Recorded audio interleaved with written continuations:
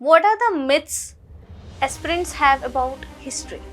History उन्हीं के द्वारा लिखी जाती है जो विक्टोरियस होते हैं। जी जी जी। अगर रियल स्टोरी जाननी है तो लूजर्स के साइड की कहानी पता होनी चाहिए, बट ये स्टेटमेंट कहाँ तक सही है? देखिए, हिस्ट्री में दिक्कत है कि हम we are always focused on when and what. अब एक स्टूडेंट उस वाई का जवाब कैसे देने? कहा 2013 में आपका बिहार स्टेट सर्विसेज में सिलेक्शन हुआ था, बट देन 1-1.5 साल बाद ही why did you resign? Sir, ये एक आपने ऐसी चीज़ बोली है, दिस इज़ वेरी, मुझे भी सुन के ताज्जुब हो रहा है, क्योंकि हम जब भी सरदार भगत सिंह की बात करते हैं हम इंकलाबी वाले मोड को उनके जानते हैं। बहुत अच्छा सवाल आपने पूछा है मैम, और मैं चाहता हूँ कि इस माध्यम से लोगों तक ये बात पहुँचे। हमारे देश में आज भी एक डिबेट चलता है नेशनलिज्म पे, सब नेशनलिज्म पे, एंटी नेशनलिज्म पे भी कह लीजिए, ठीक है।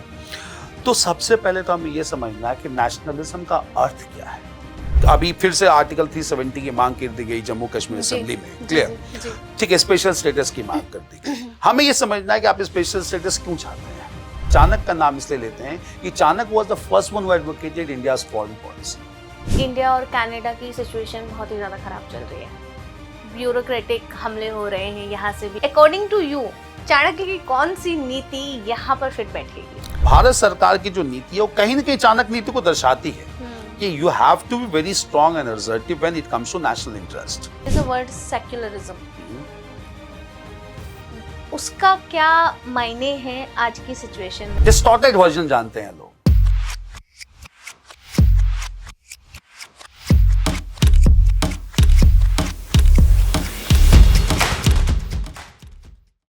हेलो दोस्तों, स्वागत है आपका तथास्तु आईसीएस में, और मैं हूं सुगंधा। हम आज एक ऐसे पर्सन को लेकर आए हैं, एक ऐसी शख्सियत को लेकर आए हैं जिनसे हम बहुत सारी बातें करने वाले हैं हिस्ट्री की। इतिहासकार मैं एक बारी उनको जरूर बोलूंगी, क्योंकि लगभग 20 साल होने वाले हैं उनको यूपीएससी इंडस्ट्री में पढ़ाते हुए। टीचिंग का इतना एक्सपीरियंस है सर को। जी हाँ, स्वागत करते हैं राशिद सर का। सर, बहुत बहुत स्वागत है आपका। एंड सर, जैसे कि मैंने अभी मेंशन किया कि it's going to be almost 20 years, like 2 decades होने वाले हैं।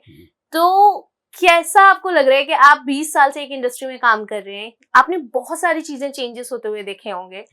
मतलब आई विल से कि यूपीएससी के फॉर्मेट से लेके एस्पिरेंट तो आप खुद भी रह चुके हैं, तो थोड़ा सा बताइए अपनी जर्नी के बारे में। मैम, मैंने इस करियर में अपनी शुरुआत ईयर 2009 में की थी, when I was still preparing, ठीक है। So I started teaching. I was offered 2 classes to teach modern history, जो मैं बहुत इम्पोर्टेंटली बताना चाहूँगा, बिकॉज वो 2 क्लासेस ही हैं जिसने मुझे पूरी तरह से बदल दिया। I was given 2 classes to teach entire modern India, briefly, touch and go.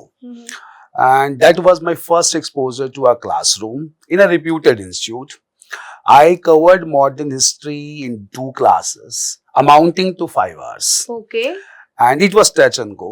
But that was really a turning point in my career, क्योंकि मुझे तब realize हुआ कि in fact this is my passion. Definitely. उसके बाद I never looked back. मैंने हमेशा इसको प्रायोरिटी पर रखा। मैंने हमेशा हिस्ट्री को पढ़ाना इंटरेस्ट समझा, और जब मैं हिस्ट्री इस तरह से पढ़ाने लगा तो मैंने अपने अल्मा मैटर भी विजिट किया।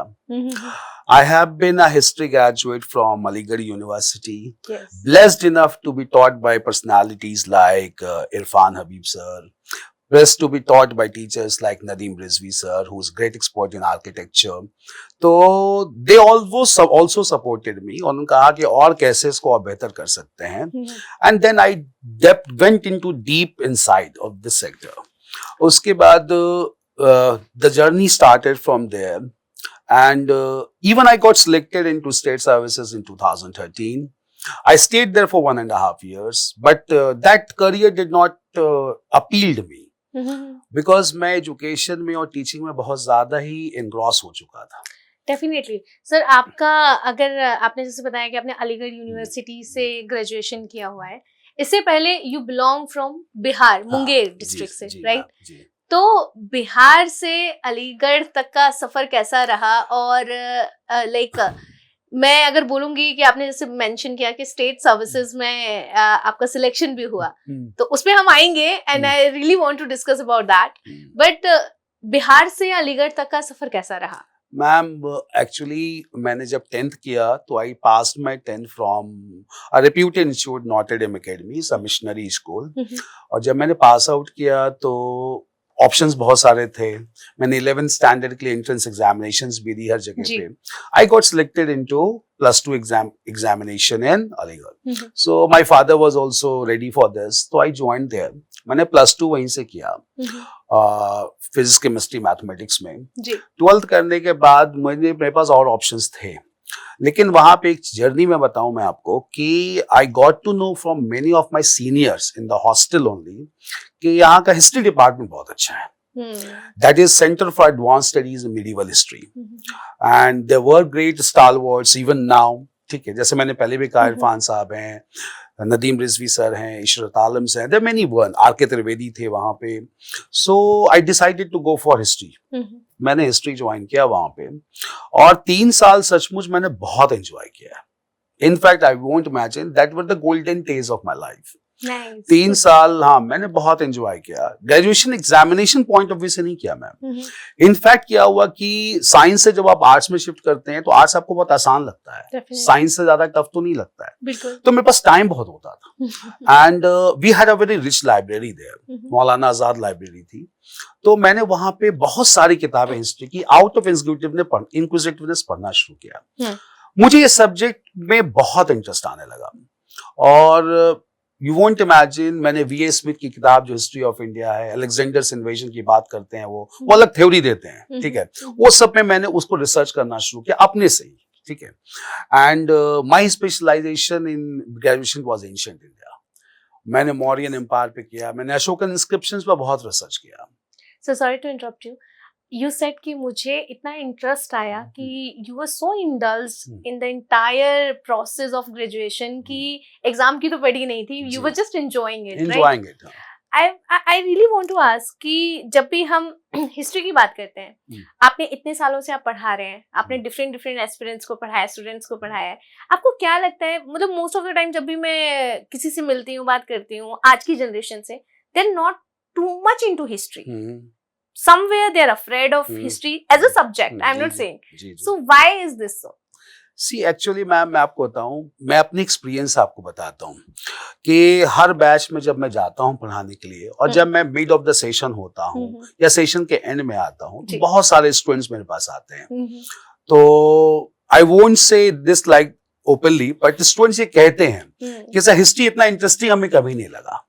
हमें हिस्ट्री से, जो आपने कहा, फियर फैक्टर होता था, क्योंकि स्कूल में मैंने भी हिस्ट्री पढ़ा है मैम। स्कूल डेज में ज्यादातर जो एस्पिरेंट्स हमारे होते हैं वो 10th तक हिस्ट्री पढ़ते हैं। तो वो हिस्ट्री 10th तक वो ऐसा होता है कि बस उसको याद कर लेना और एग्जाम में जाके लिखाना है। हिस्ट्री का मतलब उतना ही रखते हैं, स्पेशली डेट्स, नाम याद कर लिए, कुछ बैटल्स याद कर लिए। लेकिन हिस्ट्री को अगर स्कूल लेवल पे हम बहुत इंटरेस्टिंग करके पढ़ाएं तो मुझे लगता है ये सब्जेक्ट बहुत इंटरेस्टिंग है, बहुत एनग्रॉसिंग है। It's not about only story telling, it's about कि हमें ये पता चलता है कि हम कहाँ से आए हैं, हमारी जनरेशंस कहाँ से आई हैं, हमारे प्रेडेसेसर्स जो थे पहले वो कैसे थे, ठीक है।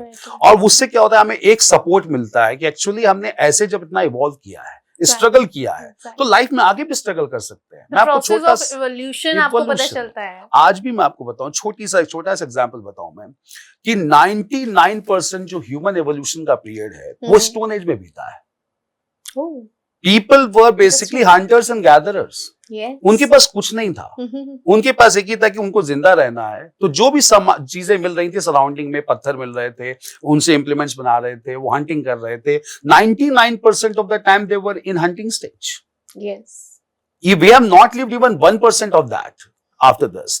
तो अगर वो स्ट्रगल करके इस लेवल तक आ सकते हैं तो that gives us a thrust, एक ट्रिगर होता है हमारे लाइफ में कि आगे भी हम स्ट्रगल करके बहुत कुछ कर सकते हैं। Now we are blessed enough, हमारी जनरेशन के पास तो सब कुछ है and everything is at the tip. तो आज तो अगर हम हिस्ट्री को देखेंगे तो आप देखेंगे कितना स्ट्रगल किया है लोगों ने लाइफ में आगे, और वो कहाँ पहुंचे हैं। ठीक है, नेशनल लीडर्स में भी देख लीजिए कितना लोगों ने स्ट्रगल किया है। तो ऑब्वियसली हिस्ट्री हमें ये तो जरूर बताती है, स्पेशली इंडियन हमारी हिस्ट्री जो है, कि हमें हमेशा प्रयास करना चाहिए, मेहनत करनी चाहिए और हमेशा ऑप्टिमिस्टिक रहना चाहिए। मैंने एक चीज जो हिस्ट्री से सीखी है मैम, वो ये सीखी है, you need to be honest about your past and optimistic about your future. आप अपने पास्ट को लेकर ईमानदार रहिए, अच्छी नहीं है तब भी ईमानदार रहिए, एक्सेप्टेंस, क्योंकि वो एक्सेप्ट करेंगे तभी आप अच्छा भी करेंगे। And be optimistic about your future. History teachers this thing, life बहुत सिंपल हो जाती है मैम। सर एक जस्ट जनरल क्वेश्चन है, एक कहावत है या लोग जनरली कहते हैं कि हिस्ट्री उन्हीं के द्वारा लिखी जाती है जो विक्टोरियस होते हैं। जी जी जी। अगर रियल स्टोरी जाननी है तो लूजर्स के साइड की कहानी पता होनी चाहिए, बट जो जिसको पता नहीं होती है। ये फैक्ट, ये स्टेटमेंट कहाँ तक सही? देखिए मैम, बहुत हद तक वैलिड तो कह ही सकते हैं मैम, क्योंकि हिस्ट्री हमेशा उन्होंने लिखी है या उन्होंने लिखवाई है, हाँ, जो विक्टोरियस थे, क्योंकि वो चाहते थे कि उनकी विक्ट्री, उनकी ब्रेवरी, उनका करेज नोट किया जाए, आने वाले जनरेशंस में उनकी विक्ट्री को जाने। ठीक है, गलत वो कहीं पे नहीं है मैम, वो गलत नहीं है, लेकिन इंपॉर्टेंट ये भी है कि हम हिस्ट्री पढ़ते समय ये भी ध्यान रखें कि ऐसा हुआ क्यों था। जिस वक्त हम ये सवाल पूछना शुरू करेंगे, ऐसा हुआ क्यों था और कैसे हुआ था। हम हिस्ट्री में नॉर्मली क्या करते हैं मैम, हम लोग फोकस करते हैं व्हाट और व्हेन, कब हुआ, कहां हुआ। हिस्ट्री को हम यही समझते हैं, क्यों नहीं जानना चाहते हैं, कैसे नहीं जानना चाहते हैं। अगर हमने इस पर रिसर्च किया कि क्यों हुआ था, जैसे फॉर इंस्टेंस मैं आपको बता दूं मैम, अगर लूजर्स और विक्टोरियस की बात होती है, ठीक है, तो पृथ्वीराज चौहान बहुत पावरफुल राजपूत रूलर थे मैम। पहली विक्ट्री में उन्होंने मोहम्मद गोरी को हरा दिया था बैटल ऑफ तराइन में। एक ही साल के अंदर बल्कि मोहम्मद गौरी फिर आते हैं और पृथ्वीराज चौहान तराइन के दूसरे युद्ध में पराजित हो जाते हैं। बहुत सिंपल लगता है सुनने में, लेकिन सिंपल नहीं हो सकता, क्योंकि एक वॉरियर जो एक अनदर वॉरियर को डिफीट कर चुका है, वो कुछ ही महीनों में क्यों पराजित हो सकता है। तो अब रीजन जानना है तो हमें थोड़ा कंटेम्पलेट करना पड़ेगा। छोड़ दीजिए इतिहासकार ने क्या लिखा, उनका पर्सपेक्टिव था। आप सोचिए कि ऐसा संभव है क्या, ऐसा हो सकता है क्या, ऐसा संभव नहीं हो सकता। कुछ महत्वपूर्ण फैक्टर्स रहे होंगे, और जब आप इस पर रिसर्च करेंगे तो आप उन चीजों को समझेंगे जो ओपनली नहीं लिखी गई है, लेकिन वो समाज की सच्चाई थी। ठीक है, तो जब हम इसको थोड़ा ठहरते, मैंने क्यों कहा इंटरेस्ट सब्जेक्ट में, हम जब ठहरते हैं और हम थोड़ा कंटेम्पलेट करते हैं कि ऐसा हुआ क्यों होगा, क्या कारण रहा होगा, ऐसा कैसे हो गया, तो अब आप हिस्ट्री को रियल समझ पाते हैं। हिस्ट्री में दिक्कत है कि हम we are always focused on when and what. Is it requirement? I think it is requirement of an exam. या ऑब्वियसली मैम, व्हेन और व्हाट जानना। ऑब्वियसली मैम, मैं आपको बताऊं, एग्जांपल के थ्रू बताऊंगा मैं आपको। यूपीएससी की सबसे बड़ी ब्यूटी है कि यूपीएससी व्हाट और व्हेन तो पूछती ही नहीं है। यूपीएससी तो पूछती है हाउ और व्हाई।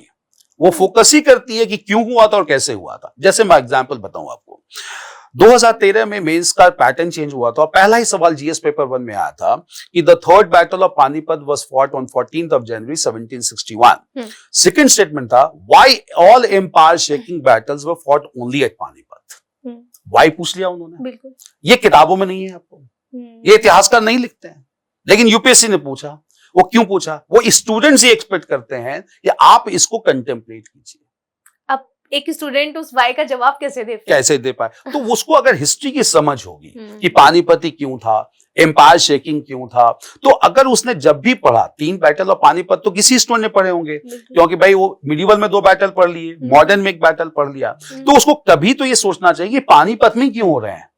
3 बैटल्स हो गए पानीपत में, तीनों में एम्पायर चेंज हो गया, तो वहां पे एक इंपॉर्टेंस तो होती है उसकी। तो उसको सोचना चाहिए वहां पे कि ऐसा क्यों हुआ, पानीपत ही क्यों हुआ।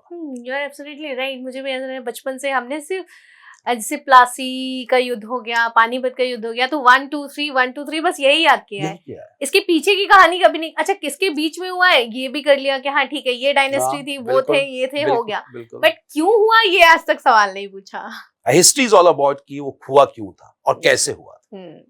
आई थिंक मतलब उस चीज पे लोग ज्यादा ध्यान नहीं एक्चुअली क्या है मैम, आजकल स्टूडेंट्स इशू है ये कि बहुत सारे ऑनलाइन कोर्सेज हो गए हैं, टेक्नोलॉजी आ गई है, हम्म। डिजिटल मीडियम ऑफ एजुकेशन हो गया है, Definitely. बहुत सारे लोग पढ़ा रहे हैं and I have a respect for all of them, जी। क्लियर।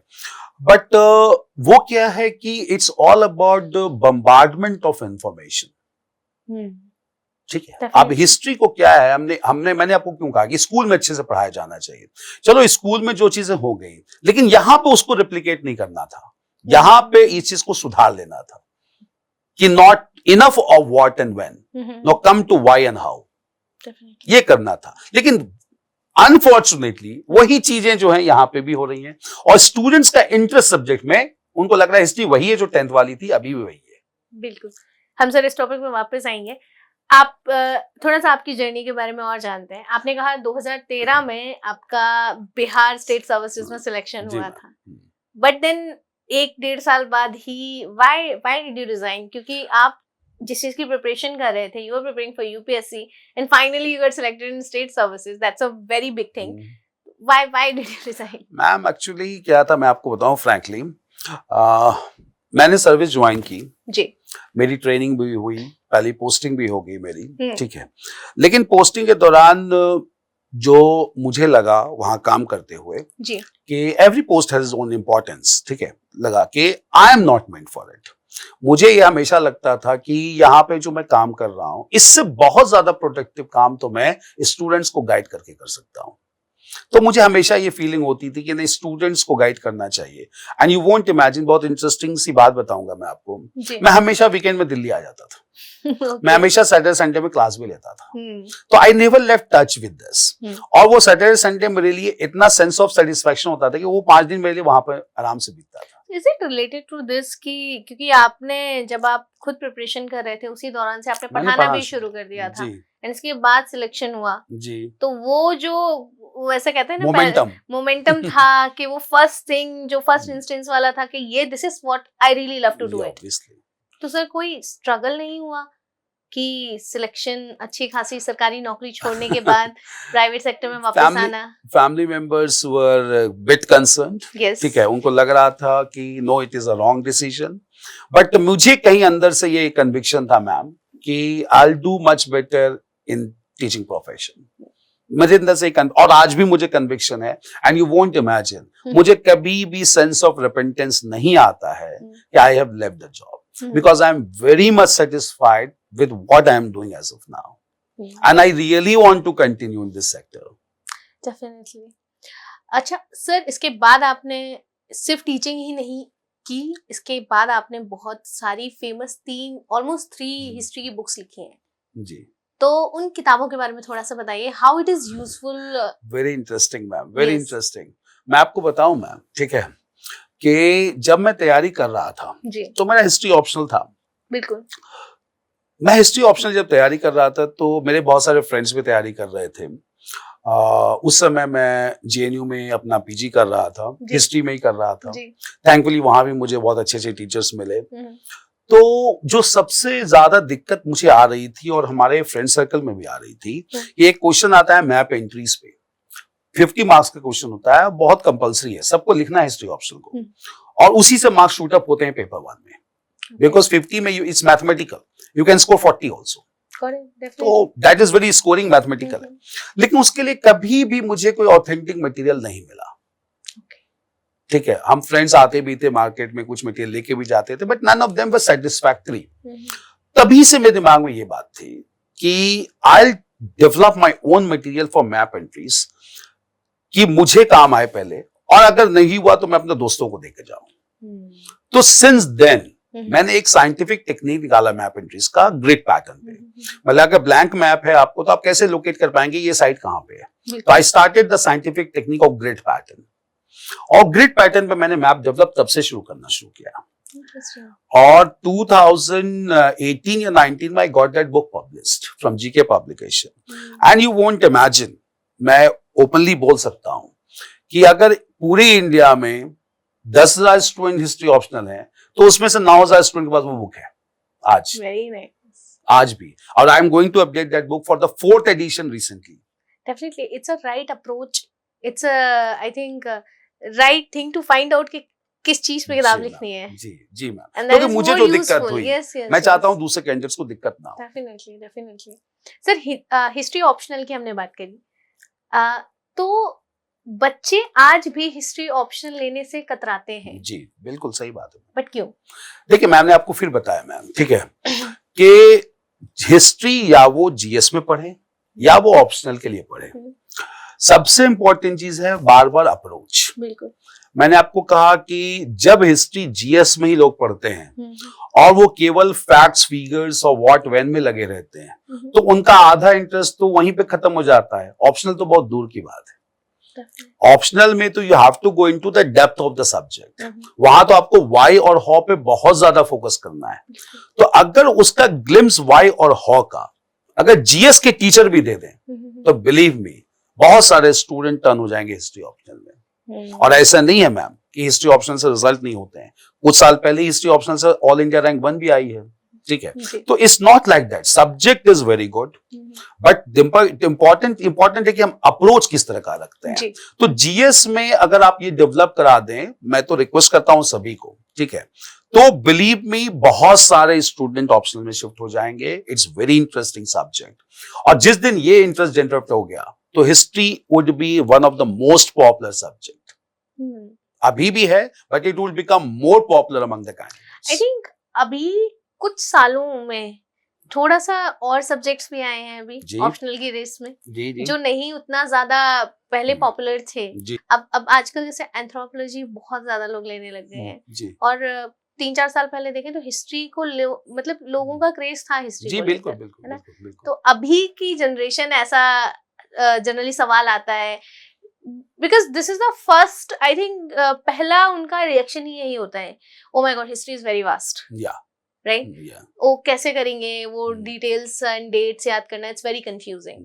साफ सवाली डिटेल्स और फैक्ट्स पाया yes, so is there any tips and tricks जो पहले जैसे if someone is not from art background specifically and he is coming in the humanities, how he will do it? See पहली बात तो मैं आपको ये बताऊंगा मैम कि कुछ सब्जेक्ट्स ऑफ लेट बहुत अच्छा जंप किया है सब्जेक्ट्स ने।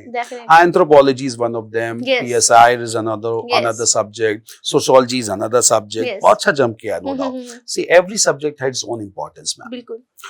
अब जंप करने का रीजन मैं आपको बहुत प्रैक्टिकल बताऊं, ठीक है, एम्पिरिकल इंफॉर्मेशन के साथ। सब्जेक्ट वो जंप कर रहे हैं मैम, उनका उसके पीछे दो कारण है। सबसे पहला कारण है कि जो हमारे ब्राइट स्टूडेंट्स हैं, जो आईआईटीएंस हैं, दिल्लज ऑफ कैंडिडेट्स तो आज भी इंजीनियर्स हैं जिनका सिलेक्शन हो रहा है ma'am, we can not deny this. तो इंजीनियर्स क्या करते हैं मैम, 90% ऑफ देम वो अपने इंजीनियरिंग सब्जेक्ट्स को नहीं लेते हैं। कुछ लेते भी हैं, बहुत 90% नहीं लेते, वो शिफ्ट करते हैं। वो शिफ्ट जब करते हैं तो वो जो शिफ्ट होती है उनकी, वो शिफ्ट होती है देख के कि किस सब्जेक्ट को कम टाइम में तैयार किया जा सकता है। तो वो शिफ्ट करके एंथ्रो में, पोल साइंस को इसलिए किया कि पोल साइंस की सिनोनिमिटी जीएस के साथ बहुत ज्यादा है, तो जीएस का बहुत बड़ा पोर्शन तैयार हो जाता है, ये सब कुछ। लेकिन यही है कि वो हिस्ट्री के तरफ वो टिल्ट नहीं आता है। वो टिल्ट इसलिए नहीं आता है मैम, कारण है कि मैंने फिर बताया, उनको फिर ये लगता है बहुत टाइम लगेगा तैयार करने में, बहुत कुछ याद करना पड़ेगा। तो उन्होंने भी हिस्ट्री 10 तक ही पढ़ी है, इंजीनियर है तो श्योर है कि उन्होंने +2 में भी नहीं पढ़ा है। तो इसका मतलब है कि उनको ये नहीं पता है कि हिस्ट्री इक्वली इंटरेस्टिंग हो सकता है दूसरा सब्जेक्ट के लिए। तो उसको क्या है कि उनको अगर ये टिल्ट मिल जाए तो हिस्ट्री में कोई दिक्कत नहीं है। अब रह गई सब्जेक्ट के लेंथ की बात, clear? With the best part with history optional, in fact मैं कहूंगा उनका साइज। रीजन क्या है, हिस्ट्री एक ऐसा ऑप्शनल है मैम जो वेल डिफाइंड सिलेबस है, एक एक टॉपिक उन्होंने मेंशन कर दिया है, and nothing is going to be asked beyond the syllabus. Nothing is not going to be asked. तो अगर जिसने सिलेबस तैयार कर लिया है तो उसको कोई भी दिक्कत हिस्ट्री ऑप्शन में नहीं है। दूसरी बात है कि और सब्जेक्ट को आपको करंट अफेयर से अपडेट भी करना पड़ सकता है, करना तो हिस्ट्री को भी पड़ेगा अपडेट, लेकिन not as compare to subject like public administration और पॉलिटिकल साइंस। तो सब्जेक्ट का सिलेबस जो है वो वेल डिफाइंड है, जिसने कर लिया उसका सब्जेक्ट समझ लिया, आपके हर एग्जामिनेशन के लिए तैयार हो गया। That is the best part. Very nice, very nice. Sir, just because yourself is a historian, I just want to know कि कौन सा टॉपिक ऐसा है जो आपको बहुत अच्छा लगता है हिस्ट्री में, and you really love teaching it again and again, and जो कहीं ना कहीं आप रिलेट कर पाते हैं? इवन दो मैम मेरा स्पेशलाइजेशन ग्रेजुएशन में भी और पोस्ट ग्रेजुएशन में भी मौर्यन एम्पायर पे रहा जी, है, अशोक इंस्क्रिप्शन पे रहा है। जी। लेकिन पर्सनली अगर आप पूछेंगे तो मुझे पढ़ना और पढ़ाना वो नेशनल मूवमेंट बहुत अच्छा लगता है। And specially I get carried away when I start with Sardar Bhagat Singh. Yeah. I really appreciate from the core of my heart his dedication, his approach। और मुझे लगता है कि आज के यूथ को उनके बारे में जरूर पढ़ना चाहिए, जरूर पढ़ना चाहिए। आई रियली एंजॉय टीचिंग सरदार भगत सिंह। मैं क्यों कहता हूँ मैम, उसका कारण मैं आपको बताऊं। जी। कारण ये है मैम कि अगर सरदार भगत सिंह को कोई समझ पाए तो सरदार Bhagat Singh was one leader. उन्होंने पहले दिन से एक बात बहुत क्लियर कर दिया था, क्लियर, कि इंडिया को ब्रिटिश आजादी नहीं चाहिए, इंडिया को आजादी चाहिए अपने ही लोगों से। हमारे देश में जो एक्सप्लॉयटेशन कर रहे हैं, चाहे वो मनी लेंडर्स हो, चाहे वो बिजनेसमैन हो, चाहे वो कैपिटलिस्ट क्लास हो, क्लियर, उनका ब्रिटिश तो चली ही जाएगी, ठीक है, लेकिन प्रॉब्लम क्या रह जाएगा, ब्रिटिश के जाने से फ्रीडम नहीं मिलेगी। फ्रीडम तो मिलेगी तब जब भारत में रहने वाले लोग ही एक्सप्लॉयटेशन करना बंद करेंगे।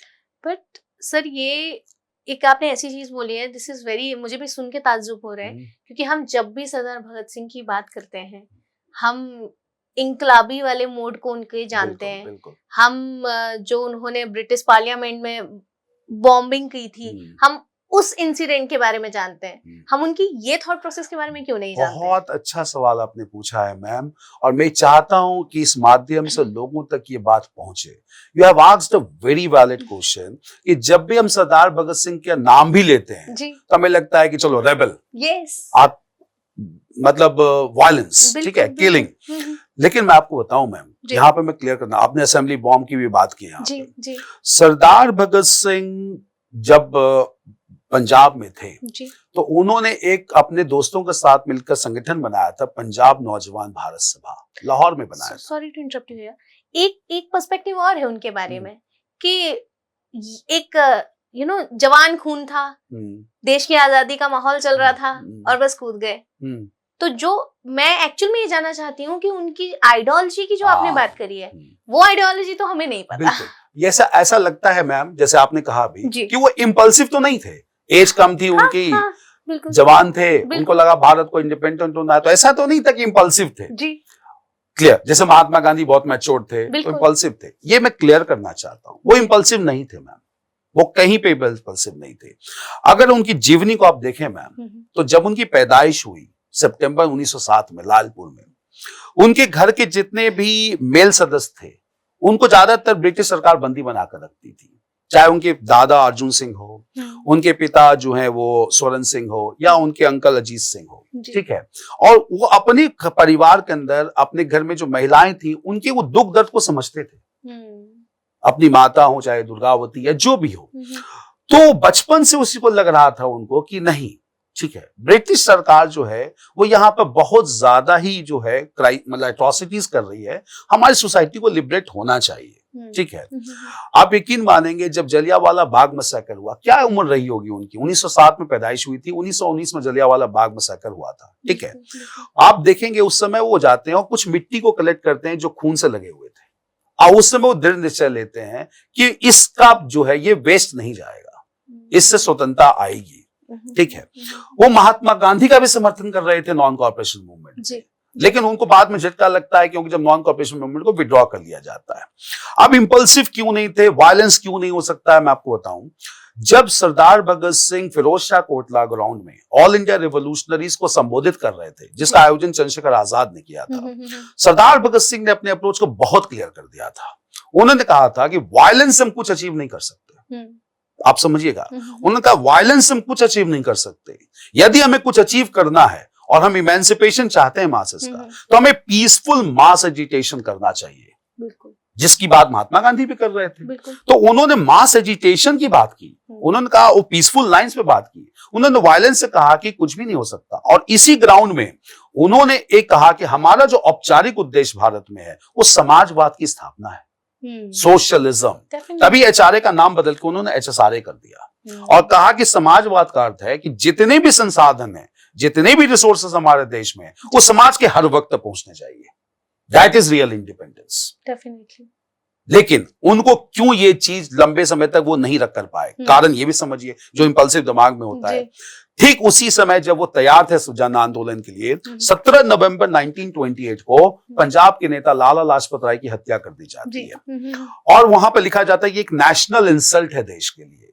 और सरदार भगत सिंह को लगता है यदि जो पुलिस अधिकारी ने हत्या की है, अगर हम उनके विरुद्ध एक्शन नहीं लेते हैं तो हम कमजोर माने जाएंगे, हम पे बाद में उंगलियां उठेंगी।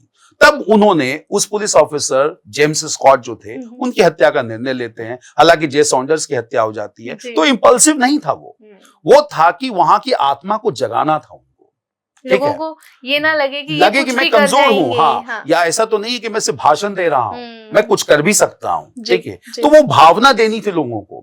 उसके बाद जब कलकत्ता में वो लेजिस्लेटिव असेंबली में बॉम्ब फेंकते हैं, वो बॉम्ब किसी को नुकसान करने के लिए नहीं था, वो एक हार्मलेस बॉम्ब था। लेकिन क्यों फेंका उन्होंने? एक पट्टा लिखा उन्होंने, this bomb is for the deaf to hear. जो बहरे हो चुके हैं भारत में उनके सुनने के लिए है ये, खासकर ब्रिटिश सरकार के लिए, कि अगर वो कोई ऐसा कानून पारित करते हैं जो भारत के लोगों के विरुद्ध है, ऐसे कानून को बर्दाश्त नहीं किया जाएगा।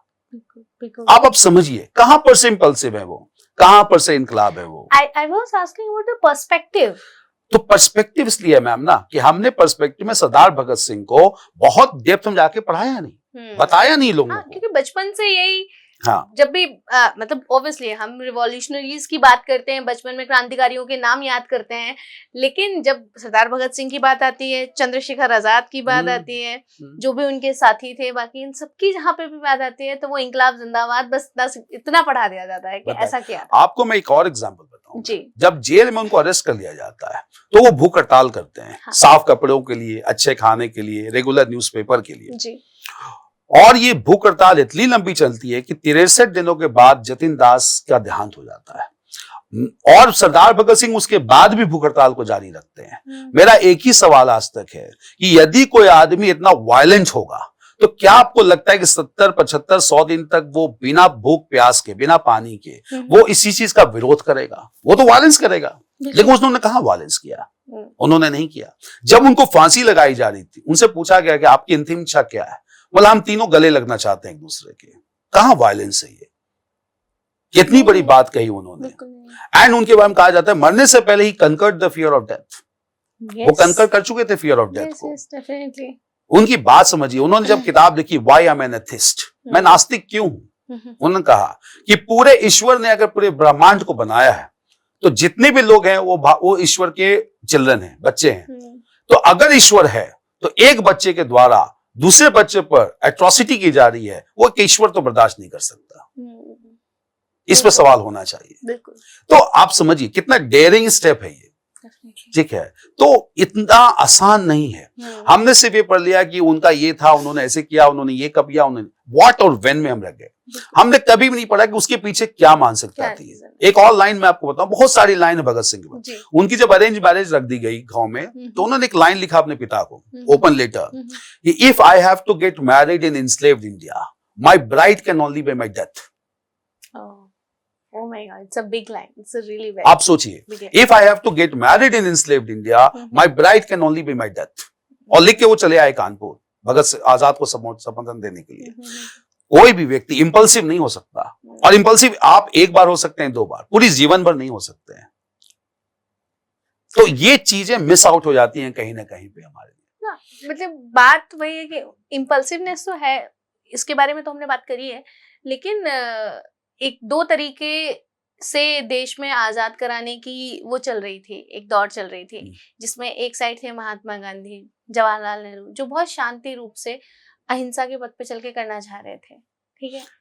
और इनके बारे में हम बस इतना बोलते हैं कि क्रांति थी इनके दिमाग में, क्रांतिकारी एक्चुअल में इनको कहते हैं। जी देखिए मैम, आपको बताऊं मैं, क्रांतिकारी जो होते हैं वो बेसिकली विचारों से होते हैं। हाँ, आप देखेंगे ऐसा नहीं है, महात्मा गांधी का बहुत बड़ा योगदान है, ठीक है। आजादी तो हमने उनके ही विचारधारा पे हासिल की है, आज भी हम उनको राष्ट्रपिता मानते हैं और सही भी मानते हैं, कोई डाउट नहीं है इसमें।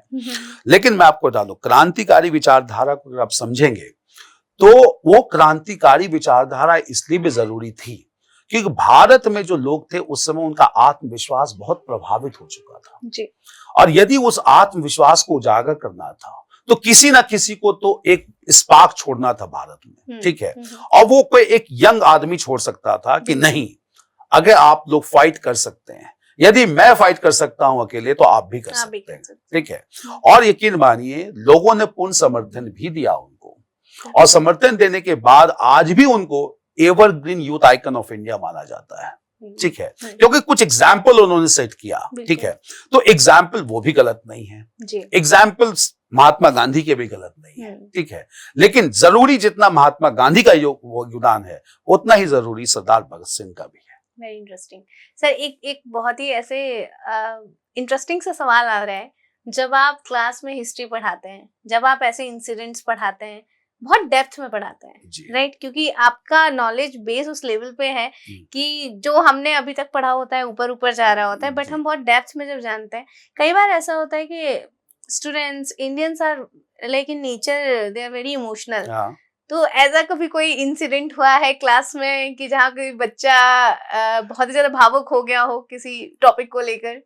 हो जाता है मैम, जब आप देखेंगे टॉपिक की, जैसे मान लीजिए अभी हम सरदार भगत सिंह बात करते हैं, जब उनके सेक्रीफाइस की बात करते हैं, बहुत लोग इमोशनल हो जाते हैं, क्योंकि बहुत लोग तो ये आज भी मानते हैं कि जितना स्पेस उनको हिस्ट्री में मिलना चाहिए तो उतना नहीं मिला, ठीक है। तो कहीं ना कहीं तो लगता है, तो किसी ना किसी को तो जिम्मेदारी लेनी होगी कि वो बताएं कि ये स्पेस वो डिजर्व करते हैं हिस्ट्री में, ठीक है।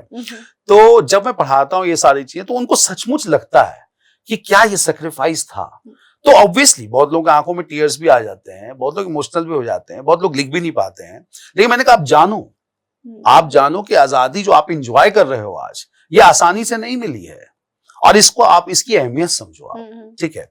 आप इस देश के लिए कुछ करो। एक बंदा 23 साल की उम्र में ही जब स्पार्क जनरेट कर सकता है पूरे देश में, तो आप लोग तो इसी एज ग्रुप के हो, आप लोग तो बहुत कुछ कर सकते हो, क्या नहीं है आपके हाथ में। तो ऑब्वियसली जब ये चीज आती है तो आज के यूथ को भी बहुत इंस्पिरेशन मिलता है अगर ये डेप्थ में बता दें हम। 23 साल आज देखिए मैं उनको फांसी लगती है। भारत में एक घर एक नाम हो चुके थे।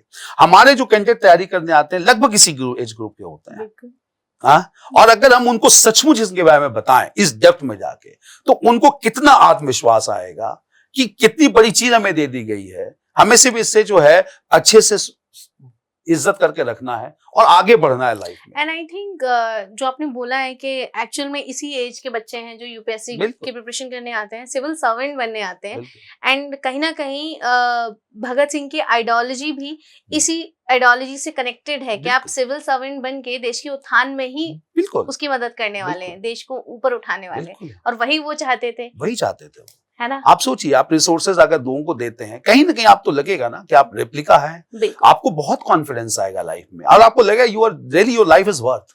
डेफिनेटली बहुत बड़ा है फर्क। Very interesting conversation.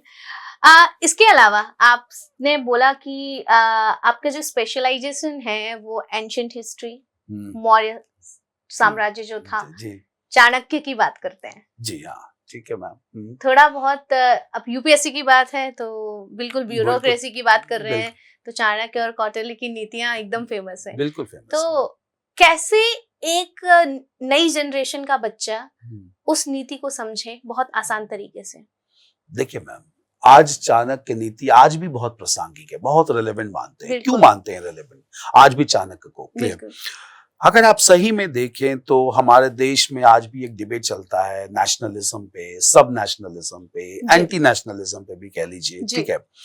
तो सबसे पहले तो हमें यह समझना है कि नेशनलिज्म का अर्थ क्या है। कंफ्यूजन तो इसी को लेकर है कि नेशनलिज्म, राष्ट्रवाद से हम समझते क्या है। मीडिया पे तो बहुत डिबेट चलते रहते हैं, लेकिन रियल मतलब क्या है राष्ट्रवाद का? मुझे लगता है कि एक सटीक डेफिनेशन सबसे पहले जो दी गई थी वो चाणक्य द्वारा ही दी गई थी। चाणक्य ने एक साम्राज्य को चक्रवर्ती क्षेत्र कहा, और चक्रवर्ती क्षेत्र में कहा कि दो चीजों का होना अनिवार्य है।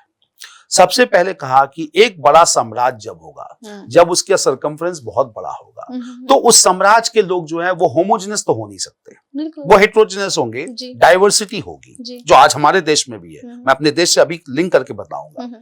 तो हेट्रोजेनस होनी है, जो हमारे देश में भी है, डाइवर्सिटी की हम बात करते हैं। लेकिन उन्होंने कहा कि हमारी व्यवस्था ऐसी होनी चाहिए कि जो हेट्रोजेनस सेक्शंस हमारी सोसाइटी के हैं वो एक होमोजेनस पॉलिटिकल आइडेंटिटी को स्वीकार कर लें।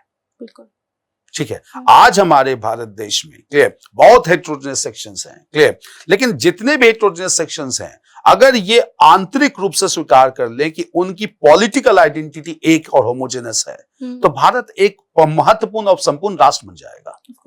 ठीक है। आज यही फीलिंग हमारे पूर्वोत्तर राज्यों में आ जाए, आज यही फीलिंग हमारे तमिलनाडु और केरल में आ जाए अच्छे से, आज कश्मीर में आ जाए। ठीक है।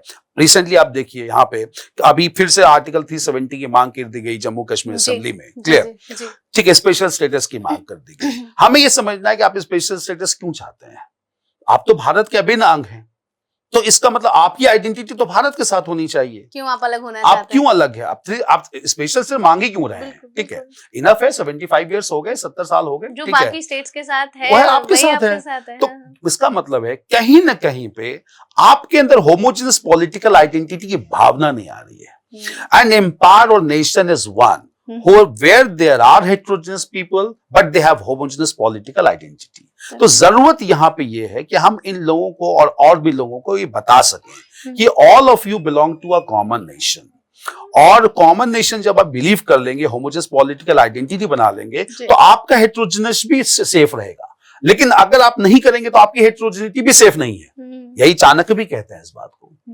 तो वो बहुत प्रैक्टिकल थे, बहुत रियल पॉलिटिक थे, वो रियलिटी को मानते थे चीजों को कि कैसे चीजें हो सकती हैं। उन्होंने साप्तांग थ्योरी की बात की। उनका साप्तांग थ्योरी में भाई एक सम्राट है या स्वामी है जो शासक है, लेकिन 7 और अंग भी होने चाहिए, जिसमें कहा कि मिनिस्टर्स, अमात्यास होने चाहिए, उनके सपोर्ट में ऑफिसर्स होने चाहिए, जैसे अध्यक्ष कहा। आज भी तो हमारे सिस्टम में वही है, मिनिस्टर्स होते हैं, उनके साथ सेक्रेटरीज होते हैं जो ब्यूरोक्रेट्स होते हैं। Separation of powers. हाँ, सेपरेशन। तो आज भी आप देखेंगे मिनिस्टर्स हैं और अध्यक्ष हैं, बिल्कुल, प्रधान सचिव होते हैं, डिप्टी सेक्रेटरी होते हैं। तो वो सिस्टम तो चाणक्य ने बहुत पहले बता दिया था। चेक एंड काउंटर चेक की बात कही थी उन्होंने कि भाई हर लेवल पे एक चेक काउंटर चेक हो, ताकि कहीं पे भी आर्बिट्ररी करप्शन को रोका जा सके। ये सारी बातें उन्होंने कह दी। टैक्सेशन सिस्टम की बात कही उन्होंने। अगर अर्थशास्त्र देखेंगे तो अर्थशास्त्र कोई आर्थिक स्थिति की किताब नहीं है। This is a book on political economy. Political economy का माना है the book deals with taxation and revenue. बोला कि स्टेट तभी चल सकता है, तब आपको स्टेट टैक्स होना चाहिए। 3 टैक्सेस की बात की उन्होंने, बलि, भाग और शुल्क। बोला कि जब तक शासक टैक्स कलेक्ट नहीं करेगा वो राज्य चला ही नहीं सकता, रिसोर्सेस कहां से आएंगे। और उन्होंने कहा जब राज्य बेस्ड टैक्स कलेक्ट हो तो ये भी ध्यान रखा जाए वो टैक्स का अमाउंट जो है लोगों के वेलफेयर के लिए यूज हो। उन्होंने पैटर्नल किंगशिप की बात की, मतलब शासक अपने पास नहीं रखेगा कुछ भी, शासक तो केवल एक वेतन भोगी व्यक्ति है। डेफिनेटली, क्योंकि वो आता जाता रहेगा, बस उसका काम है कि सिस्टम को चलाते रहना। तो आज भी तो यही होना चाहिए। अगर ये होता है तो हर व्यक्ति सेटिस्फाइड है हमारे समाज में, वो टैक्सेस देने में भी कोई संकोच नहीं करेगा। आज जो इतने टैक्स एवेजन होते हैं, इतनी प्रॉब्लम्स होती हैं, रियलाइजेशन बहुत कम होता है असेसमेंट से। क्यों होता है? क्यों करते हैं टैक्स एवेजन लोग? क्लियर, उनको लगता है ये राशि हम टैक्स में दे भी दें तो हमारे पास वापस हमारी सुविधाओं में नहीं आएगी, लेकिन अगर वही सुविधाओं के तौर पे दे दी जाए तो कोई भी व्यक्ति संकोच नहीं करेगा। एक्चुअल में आप लाइक रीसेंट एग्जांपल है, जब भी बजट आता है सबसे ज्यादा जो टैक्स पे है हमारे यहाँ के देश के मैं बोलूंगी कि टेक आईटी सेक्टर के लोग हैं, वही सबसे ज्यादा नाखुश होते हैं, because they are not getting for what they are paying. बिल्कुल, रेसिप्रोकेशन नहीं है, प्रोपोर्शनल उनको रिटर्न नहीं है, तो वो तब वो प्लान करते हैं कि चलो टैक्स देना ही क्यों है। Exactly. और जब टैक्स देना बंद किया तो पूरी कैस्केडिंग प्रॉब्लम शुरू हो जाती है हमारी इकोनॉमी में। बट सर वो नहीं कर पाते हैं ना, प्रॉब्लम ये है कि उनका तो जो भी है व्हाइट मनी है, जो तो बचत करेंगे वो तो बिजनेस वाले लोग करते हैं। अब वही है कि अगर नहीं करते हैं, टैक्स देते हैं, तो रेजेंटमेंट आता है उनके अंदर, रेजेंटमेंट आता है उनके अंदर, तो उनको ये लगता है कि भाई टैक्स का अमाउंट वेस्ट हो रहा है हमारे, और तब जाके ये रेजेंटमेंट जो है बड़ा रूप धारण कर लेता है हमारे समाज में। तो ये बहुत फ्लो था। उन्होंने कहा कि फ्लो आएगा और फ्लो जाएगा, शासक का काम केवल फ्लो को देखना है, रिसोर्सेज को अपने अंदर नहीं रखना है। तो ये इस तरह की भावना अगर आ जाए तो सारी प्रॉब्लम सॉल्व हो सकती है। डेफिनेटली। लेकिन चलिए, अभी तो हमने ये बात करी राज्य की, यूपीएससी से related bureaucracy point of view से बोला जाता है चाणक्य नीति बहुत इंपॉर्टेंट है। बिल्कुल important। विदेशों में जब हमारे ब्यूरोक्रेट्स जाते हैं बिल्कुल बिल्कुल उनके लिए इट्स अ मतलब अगर मैं एज ए जनरल पब्लिक की बात बोलूं तो bureaucrat is equal to Chanakya. Largely ma'am, largely how कूटनीतिक है। देखिए मैम, Yes. मैंने कहा आपको कि जब चाणक्य ये कहते हैं कि भाई हमारा प्रशासन कैसे एस्टैब्लिश हो, जी हमारी जुडिशियरी, हमारा ब्यूरोक्रेसी कैसे एस्टैब्लिश हो, ठीक है, तो वो कुछ क्राइटेरिया रखते हैं ब्यूरोक्रेट को सिलेक्ट करने का, जी ठीक है। और ब्यूरोक्रेसी में जो सब क्राइटेरिया रखते हैं उसे सबसे ज्यादा जो बल या इंपॉर्टेंस देते हैं वो देते हैं उनके ऑनेस्टी और इंटीग्रिटी को। वो कहते हैं सबसे पहली क्वालिटी जो चेक होनी चाहिए वो उस ब्यूरोक्रेट की ऑनेस्टी और इंटीग्रिटी होनी चाहिए। जब तक वो ऑनेस्ट और इंटीग्रल नहीं है तब तक वो सफल जो है अधिकारी नहीं बन सकता। आज भी आप देखिए जब ब्यूरोक्रेट्स बनते हैं तो चाणक्य की नीति को क्यों बनना चाहते हैं, बहुत प्रैक्टिकल थे वो, ठीक है। ब्यूरोक्रेट जब चुने जाते हैं तो उनको ये लगता है कि ठीक है स्टेट को प्रोटेक्ट करना है हमें। स्टेट को जब प्रोटेक्ट करना है तो जब वो बाहर भी जाते हैं, ठीक है, चाणक्य का नाम इसलिए लेते हैं कि Chanakya was the first one who advocated India's foreign policy. उन्होंने कहा, दो बातें कही उन्होंने, जैसे साप्तांग थ्योरी की मैंने बात कही तो उन्होंने एक टर्म यूज किया उसमें 7 थ्योरी में 7 अंगों में, मित्र का मतलब है कि एक शासक को जो अपने समकालीन शासक है उनसे बेहतर संबंध रखना चाहिए, ठीक है। वो संबंध अगर बेहतर होगा मित्र के साथ तो ये तय बात है कि वो केवल राज ग्रो नहीं करेगा, पूरा क्षेत्र ग्रो करेगा, आसपास के क्षेत्र भी करेंगे। तो उन्होंने कहा कि ठीक है मित्र होना चाहिए। उन्हें मंडला थ्योरी भी दे दी ताकि भाई अगर आपका कोई दुश्मन है राज तो उसके बगल का जो राज होगा वो आपकी मित्रता के लायक है। तो इसका मतलब है जब आप उससे मित्रा करते हैं, दुश्मन का दुश्मन आपका दोस्त है। तो मंडला थ्योरी उन्होंने पहले दे दिया, आज भी हम उसको मानते हैं। ब्यूरोक्रेट जाके बात कहते हैं वहां पे कि दुश्मन का दुश्मन दोस्त है, वो तो पहली बात चाणक्य ने बहुत पहले कह दी थी। तो फॉरेन पॉलिसी की शुरुआत ही वहीं से हुई है। आज अभी देखेंगे जो सबसे ओल्डेस्ट ब्यूरोक्रेट हमारे आईएफएस ऑफिसर जीवित हैं, उन्होंने ही डिप्लोमेटिक इनक्लेव जो दिल्ली का उनका नाम चाणक्यपुरी रखा। चाणक्यपुरी रखा है इसलिए कि डिप्लोमेसी की शुरुआत ही यहीं से होती है। Very interesting facts about it. अब अगर सर हम थोड़ा सा, चलिए एक सवाल आ रहा था वो मैं बाद में पूछना चाह रही हूँ एस्पिरेंट्स के पॉइंट ऑफ व्यू से। हाँ, जैसे कि अगर हम मिथ्स की बात करें, what are the myths aspirants have about history? देखिए 2-3 मिथ्स तो, एक सिंपल मिथ्स हिस्ट्री में ये है कि याद करना बहुत है, फैक्ट्स फिगर्स बहुत हैं। मिथ्स दूसरा ये भी है हिस्ट्री को लेकर कि कौन सा सेक्शन करें कौन सा सेक्शन छोड़ दें, ठीक है। उनको ये लगता है कि आर्ट एंड कल्चर पढ़ लेते हैं, एंशिएंट मिडिवल छोड़ देते हैं, नेशनल मूवमेंट पढ़ लेते हैं, मॉडर्न इंडिया का पहला पार्ट छोड़ देते हैं, पोस्ट इंडिपेंडेंस छोड़ देते हैं। ये कुछ मिथ्स बने हुए हैं। दूसरी बात उनको ये लगता है हिस्ट्री को लेकर कि हिस्ट्री का वेटेज कितना है, ठीक है, कितने मार्क्स के हिस्ट्री आते हैं, ठीक है। अब प्रीलिम्स में अगर आप देखेंगे तो वर्स्ट सर्कमस्टांसेस में भी कभी भी 14 से 15 क्वेश्चन से कम नहीं आए हिस्ट्री में। 14-15 क्वेश्चन का मतलब है कि almost it is more than around 15% of the paper. 15% को आप इग्नोर किसी कीमत पे नहीं कर सकते। मेंस एग्जामिनेशन में देखेंगे तो 250 नंबर का पेपर 1 होता है, उसमें मिनिमम भी 100-150 125 नंबर का हिस्ट्री का क्वेश्चन आता है। लेकिन उसमें दिक्कत है कि वो ये आइडेंटिफाई करने लगते हैं कि कहां से आ रहा हूं, वही सेक्शन करके जाएं, ठीक है। लेकिन मैं ये मिथ में कुछ क्लैरिफाई कर दूं यहाँ पे, ठीक है। UPSC is a very smart organization, examiner they are very smart and very experienced. अब ट्रेंड आपको मैं बता दूं जो जानना चाहिए हर कैंडिडेट को, प्रीलिम्स एग्जाम की बात करेंगे तो ज्यादा क्वेश्चन एंशिएंट इंडिया से आ रहे हैं, 5-6 क्वेश्चन एंशिएंट इंडिया से आ जाते हैं। मॉडर्न से काफी कम कर दिए गए हैं स्टेक को, ठीक है, एंशिएंट इंडिया। और वहीं पे मेंस में देखेंगे तो मॉडर्न इंडिया से ज्यादा क्वेश्चन है, एंशिएंट से कम क्वेश्चन है। इसका अर्थ क्या है? इसका अर्थ यह है कि UPSC has made it clear you have to study the whole syllabus. बिल्कुल, आपने जो चीज को प्रीलिम्स में नहीं पढ़ा उसको मेंस में पढ़ना पड़ेगा, जिसको मेंस में नहीं पढ़ा उसको प्रीलिम्स में पढ़ना पड़ेगा, छोड़ नहीं सकते आप। तो आपको मैं सबसे पहले तो मिथ ये कहला कि don't be selective, you have to study. अब पढ़ना कैसे है मैं आपको बता दूं। पढ़ना ऐसे है कि हमेशा बेसिक बुक्स को पीछे पढ़िए। मिथ ये भी है लोगों का कि स्पेक्ट्रम ले लिया और याद करना शुरू कर दिया, फिर वही सर्कल में आप आ गए, आपने याद करना शुरू किया। कितना याद कर पाएंगे आप, कितना रिटेन कर पाएंगे आप? पॉसिबल नहीं है। तो ऑब्वियसली आप टेक्स्ट बुक्स पढ़ना शुरू कीजिए। जब पढ़ते हैं तो अपने नोट्स भी बनाइए, शॉर्ट हैंड नोट्स बनाइए, और जैसा मैंने बार बार कहा सवाल पूछिए, कंटेम्पलेट कीजिए, आपको सब्जेक्ट में इंटरेस्ट आएगा, ठीक है। और that interest will lead you to study for longer time. और जितना लंबा पढ़ेंगे आप सिलेबस भी कंप्लीट करेंगे और आप फुल तैयारी के साथ एग्जाम में जा पाएंगे। ठीक है, इसलिए मिथ्स कुछ हैं, लेकिन मिथ्स जो है उनको मैं अनफोल्ड कर देता हूं ताकि आप ये चीज को समझ लें कि आप बेसिक बुक्स पढ़िए, नोट्स बनाइए, read between the lines, read behind the lines, clear, to get into the nuances. Once you get that nuances, वो बहुत इंग्रॉसिंग हो जाएगा आपके लिए और आपको लगेगा कि यही पढ़ते रहता हूं मैं, और आप इजीली सेल आउट कर जाएंगे, सेल थ्रू कर जाएंगे। तो सर जैसे हम बात कर रहे हैं चाणक्य की, तो अभी रिसेंट न्यूज में अगर हम देखें तो इंडिया और कनाडा की सिचुएशन बहुत ही ज्यादा खराब चल रही है। ब्यूरोक्रेटिक हमले हो रहे हैं यहाँ से भी, वहां से डिप्लोमेट्स इंडिया ने हटा लिए हैं वहां से, and there are lot of things going on. तो अकॉर्डिंग टू यू चाणक्य की कौन सी नीति यहाँ पर फिट बैठेगी एंड एक्चुअल में सिचुएशन क्या है? देखिए मैं आपको बताऊं, सिंपल इशू ये है, चाणक्य की नीति अगर बात करें इस संदर्भ में जो आपने कहा, इंडिया और कनाडा के बीच जो भी डिप्लोमेटिक इश्यूज आ रहे हैं, it's largely because of concentration of Sikh immigrants in Canada. बिल्कुल, वी कैन नॉट डिनाई कि बहुत सारे सिख कम्युनिटी कनाडा में फाइनली सेटल है हमारे देश से।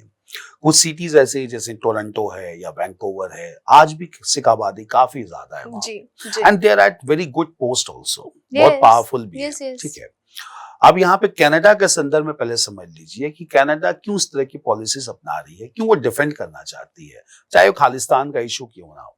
रीजन तो अभी वो वही दे रहे हैं। हाँ, रीजन तो ये दे रहे हैं डिफेंड कि उनके लिए क्या है कि वो सिख कम्युनिटी को ऑफेंड नहीं कर सकते हैं, बिकॉज उनकी इकोनॉमी बहुत हद तक सिख कम्युनिटी पे चलती है, तो ऑफेंड नहीं कर सकते। तो कनाडा अपने संदर्भ में सही है, ठीक है, कोई दिक्कत। अब आते हैं भारत के संदर्भ में, क्लियर, और चाणक्य की नीति की बात करें हम। देखिए एक चीज समझना यहाँ पे ये है सबसे पहले कि सिख कम्युनिटी बाहर चली गई, वो वहां पर सेट हो गई, वहां पर लोग रहने लगे, ठीक है।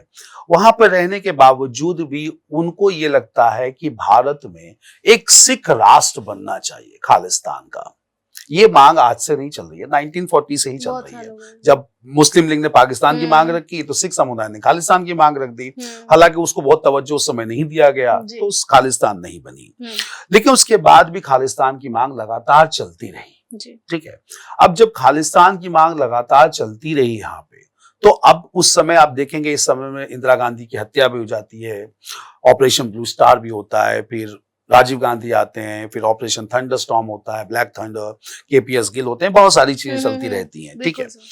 अभी के संदर्भ में देखेंगे चाणक्य की नीति की अगर बात करें, ठीक है, तो चाणक्य की नीति के हिसाब से सबसे इंपॉर्टेंट है कि यदि कोई ऐसा व्यक्ति जो भारत से बैठकर या चक्रवर्ती क्षेत्र से बाहर रहकर भारत के आंतरिक मामलों में हस्तक्षेप करना चाहता है या भारत के विघटन की बात करता है, तो उस समुदाय को पूर्ण रूप से भारत से अलग कर देना चाहिए। समुदाय को? हाँ, समुदाय मतलब है उन लोगों को। सिख समुदाय पूरी खालिस्तान की मांग नहीं कर रही है अभी मैम, ठीक है। खालिस्तान की मांग कुछ लोग कर रहे हैं, ठीक है। और ऐसे लोग जो हैं उनको कभी भी भारत से बिल्कुल जो है जोड़ना नहीं चाहिए, ठीक है।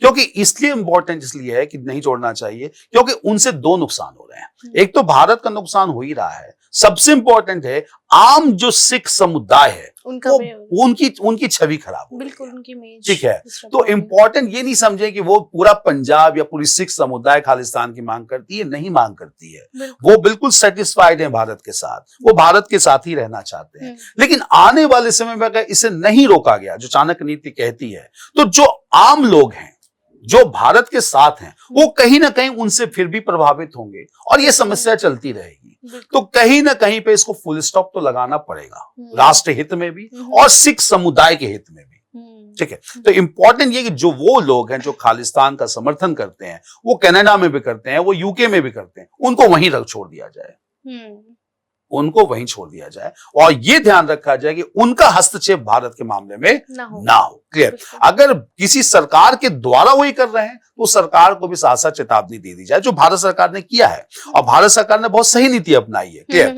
अगर भारत सरकार असर्टिव नहीं होती फॉरेन पॉलिसी को लेकर तो ऑब्वियस सी बात थी, इससे जो समुदाय खालिस्तान की मांग कर रहे हैं उनको और बढ़ावा मिलता और हो सकता था भारत के लिए और बड़ा नुकसान हो सकता था। तो भारत सरकार की जो नीति है वो कहीं ना कहीं चाणक्य नीति को दर्शाती है कि you have to be very strong and assertive when it comes to national interest, ठीक है। और ऐसे समुदाय को इसलिए रोक दिया जाए कि हम केवल अपने देश को नहीं, हम सिख समुदाय को भी भारत में सुरक्षित करना चाहते हैं। बिल्कुल। तो चाणक्य इस बात को बहुत पहले कहते हैं और भारत सरकार ने बिल्कुल सही नीति अपनाई है इस समय। Very interesting, very interesting.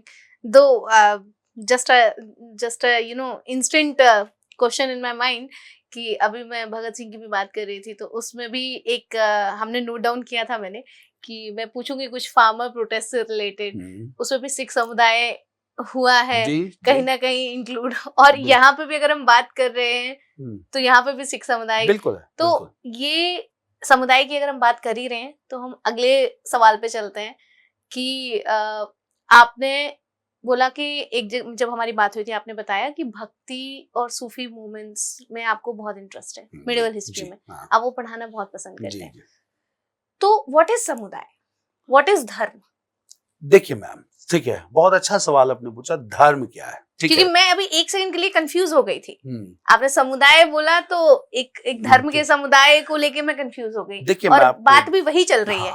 देखिए, मैं आपको धर्म की बात कहूं मैम, ठीक है, अगर आप सही में डेफिनेशन धर्म का देखेंगे जो हमारे एंशिएंट शास्त्रों में है, धर्म का मतलब होता है सोशल ऑर्डर, सामाजिक ऑर्डर, ठीक है जी। और समाज को चलाने के लिए जो विधि है, जो सिद्धांत होते हैं, उसको जो तय किए जाते हैं, उनको धर्म कहा जाता है। तो इट्स सोशल ऑर्डर है ये, ठीक है भाई। आप देखेंगे तो हर व्यक्ति का जो माना जाता उद्देश्य इस जीवन में आने का है वो शुरुआती धर्म से होता है। मतलब धर्म है मतलब सोशल ऑर्डर, धर्म है, फिर अर्थ है, फिर काम है, फिर मोक्ष है, ठीक है। तो धर्म का मतलब सोशल ऑर्डर है। अगर हम इस चीज को समझ ले कि धर्म का मतलब सोशल ऑर्डर है तो विवाद किसी प्रकार का नहीं है। बहुत क्लियर बात बता रहा हूं मैं आपको। और अगर हम हिंदू धर्म को समझ लें, सिख धर्म भी बहुत हद तक मिलता जुलता धर्म है, तब मैं सिख धर्म पे भी आ जाऊंगा। हिंदू धर्म में सबसे बड़ी बात, जब उपनिषद लिखी गई मैम वैदिक काल के बाद, वैदिक काल का वैदिक सभ्यता की भाग ही माना जाता है। उपनिषद में कहा गया कि हर जो व्यक्ति जीवित है उसके अंदर एक सोल और आत्मा है जो एक ब्रह्म का भाग है। तो हर व्यक्ति के अंदर ब्रह्म का एक भाग है। तो हर व्यक्ति ये मान ले कि दूसरे व्यक्ति के अंदर भी ब्रह्म का भाग है। तो ना तो वो किसी व्यक्ति का अहित करेगा और अगर वो चाहेगा कि उस व्यक्ति की वो मदद करे, because service to mankind will ultimately be service to God. ये तो हिंदू धर्म में है। बिल्कुल। तो यूनिवर्सल ब्रदरहुड का कंसेप्ट निकलता है यहां से और यही भक्ति आंदोलन या भक्ति विचारधारा की नींव है। इसी नींव पर सबने काम किया है, चाहे वो गौतम बुद्ध हो, चाहे वो वर्धमान महावीर हो, सबने इसी विचारधारा पर काम किया है। सर, हम जो पढ़ रहे हैं, जो हम पढ़ते आए हैं, चाहे वो हम किसी भी तरीके के भक्ति आंदोलनों की बात करें या कुछ भी बात करें, वो कहीं ना कहीं यही दर्शाता है कि it was in the interest of social welfare, हाँ, राइट। बट जब आज के करंट सिनेरियो में देखते हैं, डेफिनेशन बिल्कुल अलग हो जाती है। यहाँ पे मैं एक कंसेप्ट, आपको बहुत अच्छा सवाल आपने पूछा and I want this to be clarified, ठीक है, कि आज के संदर्भ में तो फिर क्या है, फिर तो विवाद ही विवाद दिख रहे हैं धर्म के नाम पे। बिल्कुल। मैं आपको बताऊं सबसे ये विवाद क्यों है, इसका प्रारंभ कैसे हुआ। ये हमारी सभ्यता का भाग नहीं है, इसका प्रारंभ होता है ब्रिटिश काल से। मैं आपको बताऊं, और ये समझना चाहिए सबको कि कॉम्युनलिज्म जो आजकल हमारे देश में रिलीजियस कॉम्युनलिज्म है, इसका मतलब क्या है पहले तो, और ये क्यों मानते हैं कि हमारा भाग, हमारी सभ्यता का भाग नहीं है। ये हमारे देश में तो बहुत पहले से बहुत सारे धर्म के लोग रह रहे थे। Communalism is a recent modern phenomena. आपको मैं बताऊं, कोई एक व्यक्ति है, जैसे आप हैं या मैं हूं जी, हमारी और आपकी पहचान बहुत सारे आधारों पर हो सकती है। आधार क्या हो सकते हैं? धर्म भी हो सकता है, आधार हो सकता है कि आपकी एजुकेशनल क्वालिफिकेशन क्या है, आपका प्रोफेशन क्या है, आपकी कास्ट क्या है, आप किस रीजन से आते हैं, आपका ड्रेसिंग पैटर्न क्या है, आपका फूड हैबिट्स क्या है। बहुत सारे क्राइटेरियाज पे you can identify an individual और अ कम्युनिटी, ठीक है। लेकिन इन सारे क्राइटेरियाज में किसी एक क्राइटेरिया पे आप ओवर एम्फसाइज करते हैं बार बार, तो उसका निगेटिव इंपैक्ट होना बहुत आवश्यक है, ठीक है। हमने कहा कि भाई मैं किसी व्यक्ति को आइडेंटिफाई करता हूं उनके एजुकेशन क्वालिफिकेशन पे, बहुत अच्छी बात है, लेकिन केवल आप एजुकेशनल क्वालिफिकेशन पे ही आइडेंटिफाई करने लगेंगे तो it will have it's negative consequences. तो जो लोग पढ़े लिखे लोग हैं उनकी तो कोई वैल्यू नहीं रह जाएगी सोसाइटी में। आप समझिए, हमने कहा कि नहीं, हम किसी व्यक्ति को सिर्फ भाषा के आधार पर जो है आइडेंटिफाई करेंगे, तो भाषा के आधार पर तो किसी एक भाषा पर आप करेंगे, उसको प्राथमिकता देंगे। आपने कहा हिंदी भाषा को दिया, ठीक है, तो आप दक्षिण भारत के लोगों को तो आप कभी स्वीकार नहीं करेंगे। समझिए इस बात। तो ब्रिटिश ने क्या किया कि ब्रिटिश ने अपने शासन को चलाने के लिए धर्म के आधार पर लोगों को आइडेंटिफाई करना शुरू किया और उसको ओवर एम्फसाइज किया। उन्होंने पहचान ये की थी कि भाई ये मुस्लिम धर्म समुदाय से है या हिंदू समुदाय से, सिख समुदाय से है। जब उन्होंने इसको ओवर एम्फसाइज करना शुरू कर दिया तो लोगों के दिमाग में बैठने लगा कि अच्छा ये समुदाय हमसे अलग है, ये हमसे अलग है। मेंटल डिवाइड क्रिएट हो गई। वो मेंटल डिवाइड उस समय जो क्रिएट हुई, वो मेंटल डिवाइड भारत के स्वतंत्रता के बाद तक चलती रही। ठीक है, तो most probably communalism has nothing to do with religion. Communalism is purely a British created idea. अगर आप इसको और समझेंगे तो मैं दो केस स्टडीज बता दूं आपको। दो ऐसे व्यक्ति हमारे स्वतंत्रता संग्राम में थे जो पूर्ण रूप से धार्मिक थे अपने व्यक्तिगत जीवन में, बट कंप्लीटली सेकुलर थे अपने पब्लिक लाइफ में। पहले ही व्यक्ति है महात्मा गांधी जी, और दूसरे व्यक्ति है मौलाना अबुल कलाम आजाद जी। दोनों धार्मिक थे बट पब्लिक लाइफ में दोनों पूर्ण रूप से सेकुलर थे।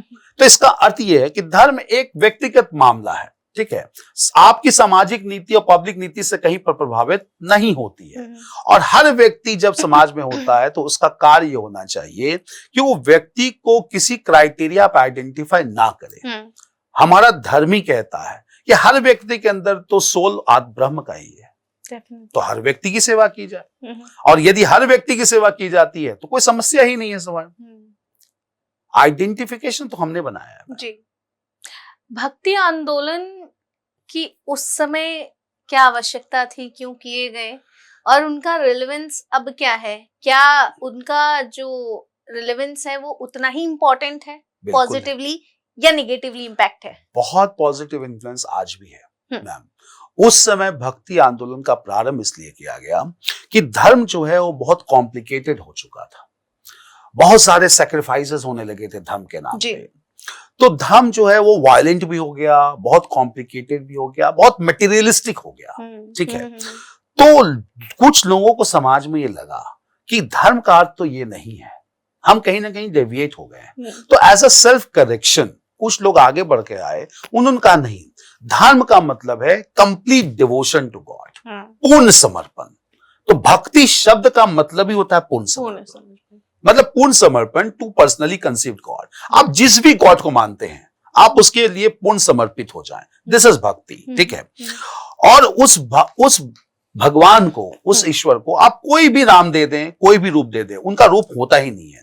जैसे नानक जो भक्ति सेंट थे बहुत बड़े, उन्होंने कहा कि मेरे लिए तो गॉड निरंकार है। निरंकार मतलब उनका कोई आकार नहीं। कबीर ने कहा कि हमारे लिए गॉड राम भी है और रहीम भी है, उनके लिए कोई मतलब नहीं रखता।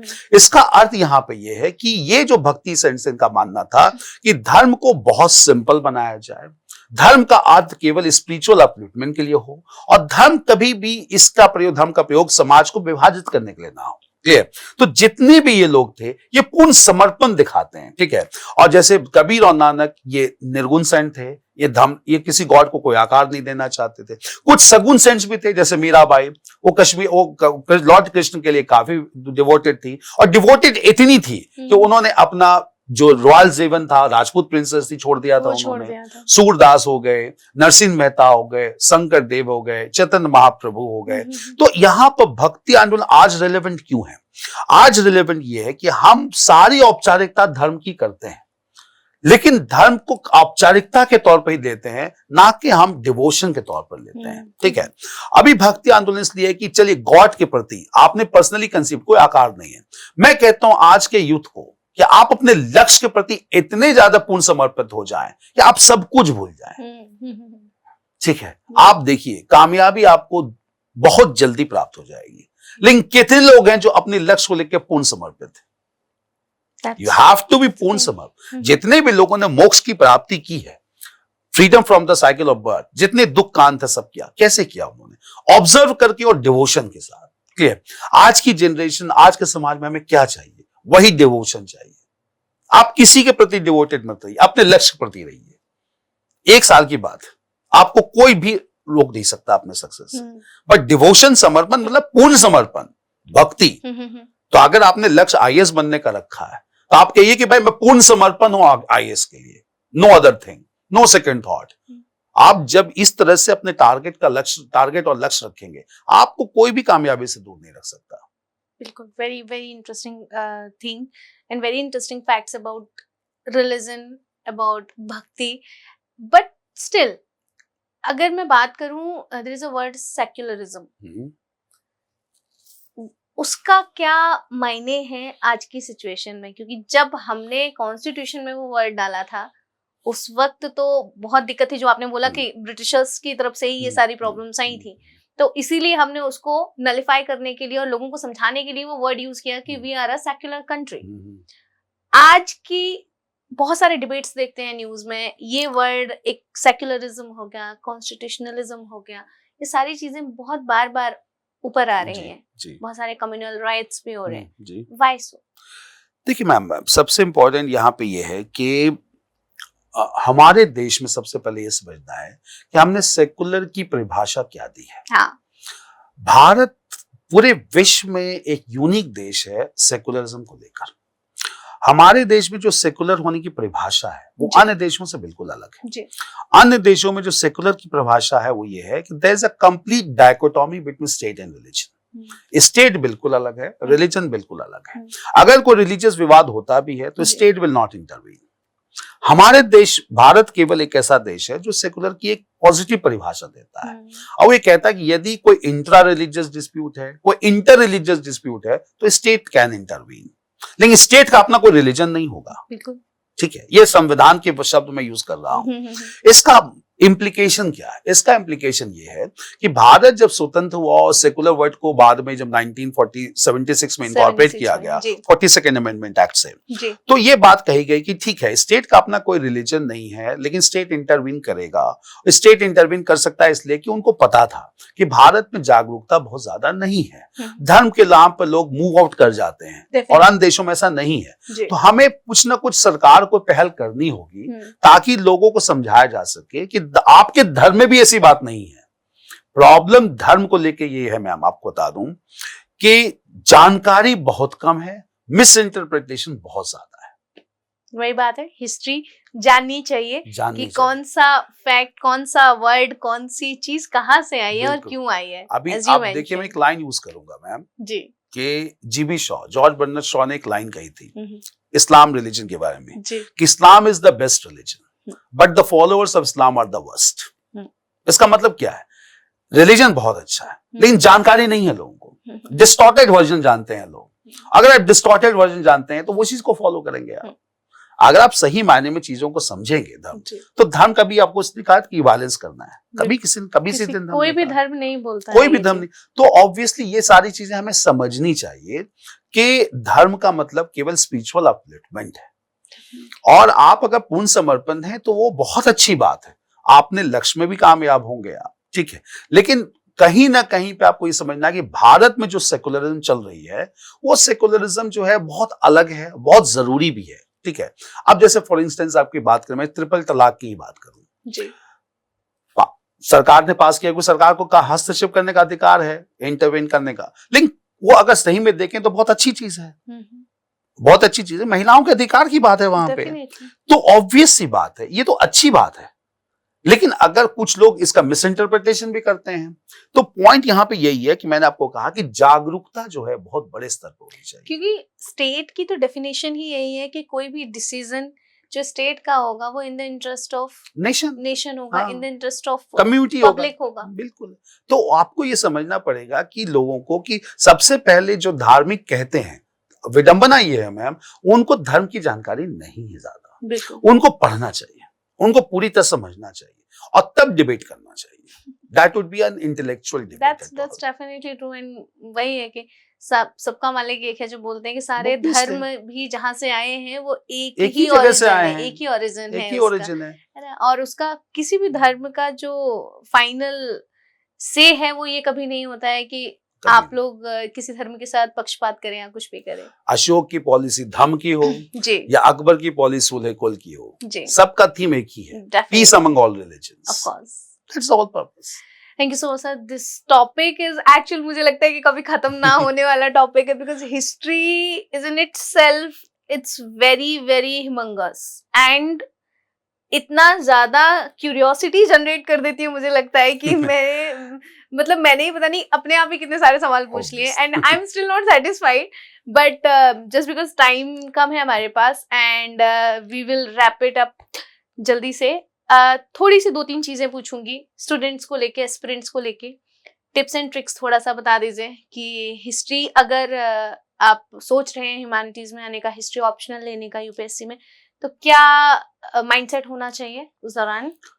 देखिए, हिस्ट्री ऑप्शनल जब आप राइज करते हैं तो माइंडसेट आपका ये होना चाहिए कि आप इस सब्जेक्ट को लगभग 1 साल तक पढ़ने वाले हैं। पहले तो ये क्लियर हो जाइए जी, मिनिमम 1 साल तक पढ़ने वाले हैं।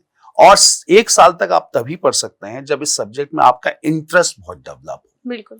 तो इंटरेस्ट डेवलप होने के लिए आपको मैं ये रिकमेंड करूंगा कि छोटी छोटी चीजों को पहले पढ़ना शुरू कीजिए, बहुत बड़े टॉपिक को मत लीजिए। छोटी छोटी टॉपिक, जैसे बहुत इंटरेस्टिंग टॉपिक्स भी आते हैं, जैसे आपने हिस्ट्री में मान लीजिए आपको मिडिवल इंडिया है, बहुत लोग मिडिवल इंडिया से भागते हैं। मैंने कहा मिडिवल इंडिया में ठीक है, आप पद्मावत पढ़ लो थोड़ा सा, मलिक मोहम्मद जायसी की किताब है, बहुत इंटरेस्ट आएगा आपको। आप पृथ्वीराज रासो पढ़ो, चंद बरदाई की, बहुत अच्छा आपको, मतलब उसके बारे में पढ़ो आप, ठीक है। इससे क्या होता है, पहले इंटरेस्ट जनरेट करिए आप सब्जेक्ट में, ठीक है। आप ये सोचिए, जैसे कलिंग वॉर के बारे में पढ़िए, अशोक के क्यों लड़ा था, अलेक्जेंडर के बारे में पढ़िए, वो क्यों आए थे, वो वापस क्यों चले गए, कैसे इंस्पायर होते हैं वो एक इसको देख के, मकड़े को देख के, कि कैसे बार बार प्रयास करना चाहिए लाइफ में। तो इससे क्या होगा, आप मोटिवेटेड होंगे पहले। और जब मोटिवेटेड हो जाते हैं आप, जब डिसाइड हो जाता है आपका, तो दूसरा काम आपका ये हो कि आप सिलेबस को बहुत ध्यान से देखिए। Syllabus should be done very thoroughly. जब सिलेबस को आप समझ जाइए, तब देखिए मुझे टॉपिक्स तैयार कहाँ से करने हैं। और तैयार करने के लिए बुक लिस्ट होती है, मटेरियल्स होते हैं, उनको पढ़ना शुरू कीजिए आप। प्रीवियस ईयर के क्वेश्चंस देखते रहिए आप, ठीक है। प्रीवियस ईयर के क्वेश्चन से संबंधित मैं बता दूं आपको कि मैंने मुझे भी इसकी आवश्यकता पड़ी थी। तो मैंने 1979 से, जब से मेंस हुआ है तब से आज तक, मैंने प्रीवियस ईयर की क्वेश्चन आंसर की बुक भी लिखी है, ताकि आप पढ़ें इसको, मतलब ऑलमोस्ट 42-43 ईयर्स के।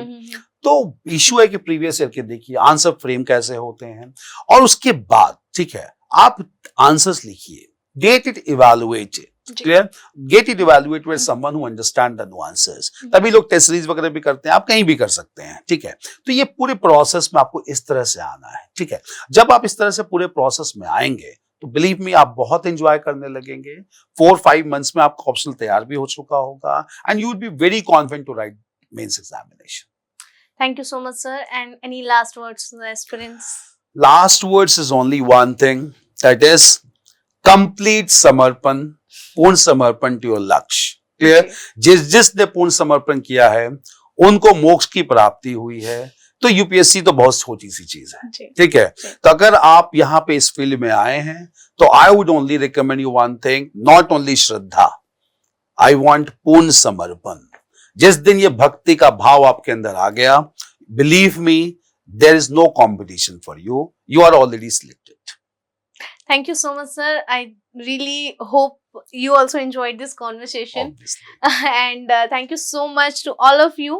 And I really hope कि जो conversation, जिन topics पे हमने बात करी है, history को लेकर जो भी आपके doubts रहते हैं, चाहे वो optional से related हैं या in general life हैं, वो काफी हद तक क्लियर होंगे, और हम सबके साथ और भी ऐसे इंटरेस्टिंग कॉन्वर्सेशन लेकर आएंगे।